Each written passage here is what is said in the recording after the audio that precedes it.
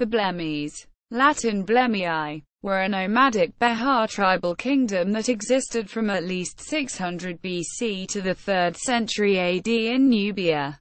They were described in Roman histories of the later empire, with the Emperor Diocletian enlisting Nobatae mercenaries from the western desert oases to safeguard Aswan, the empire's southern frontier, from raids by the Blemmyes.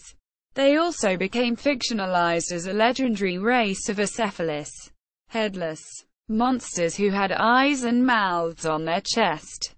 In antiquity, the Greek geographer Strabo describes the Blemmyes as a peaceful people living in the eastern desert near Meroe. Their cultural and military power started to enlarge to such a level that in 193, Pausanias Niger asked a Blemmyes king of Thebes to help him in the battle against the Roman Emperor Septimius Severus.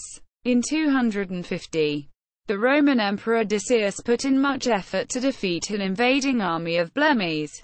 A few years later, in 253, they attacked Lower Aegyptus, the Bay, again but were quickly defeated. In 265, they were defeated again by the Roman prefect Firmus, who later in 273 would rebel against the empire and the Queen of Palmyra, Zenobia, with the help of the Blemmyes themselves. The Roman general Marcus Aurelius Probus took some time to defeat the usurpers with his allies but couldn't prevent the occupation of the Bay by the Blemmyes. That meant another war and almost an entire destruction of the Blemmyes army. 279 to 280. During the reign of Diocletian, the province of Upper Aegyptus, the Bade, was again occupied by the Blemmyes. In 298, Diocletian made peace with the Nobatae and Blemmyes tribes, agreeing that Rome would move its borders north to Philae, South Egypt, south of Aswan, and pay the two tribes an annual gold stipend. Culture. The Blemmyes occupied a considerable region in what is modern-day Sudan. There were several important cities such as Faras, Kalabsha, Ballina and Annaba. All were fortified with walls and towers of a mixture of Egyptian, Hellenic, Roman and Nubian elements. Blemmyes culture had also the influence of the Meroitic culture. Their religion was centered in the temples of Kalabsha and Philae.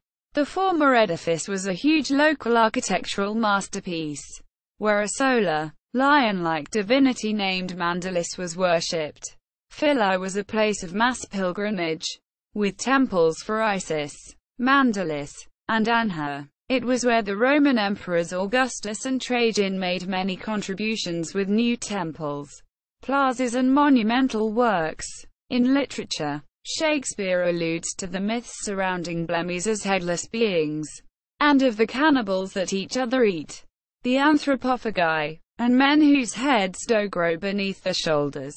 Shakespeare, Othello, who would believe that there were mountaineers dew-lapped like bulls, whose throats had hanging at wallets of flesh, or that there were such men whose heads stood in their breasts.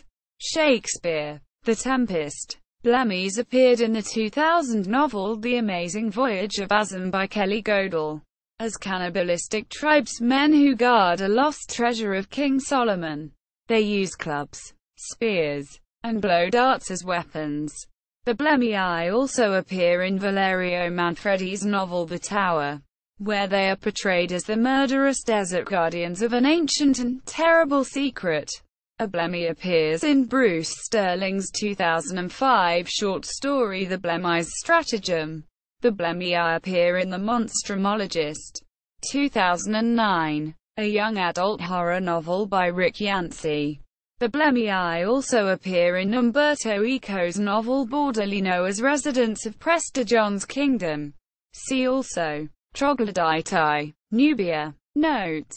Blemmyae. In Brewer's Dictionary of Phrase and Fable. 1898. Pliny the Elder. Historia Naturalis Book v. This article incorporates text from a publication now in the public domain. Chambers, Ephraim, ed. 1728. Blemmyes. Beglerbug, Bom. Quote. Cyclopedia, or an universal dictionary of arts and sciences. 1. First ed. James and John Knapton. A.L. p. 107.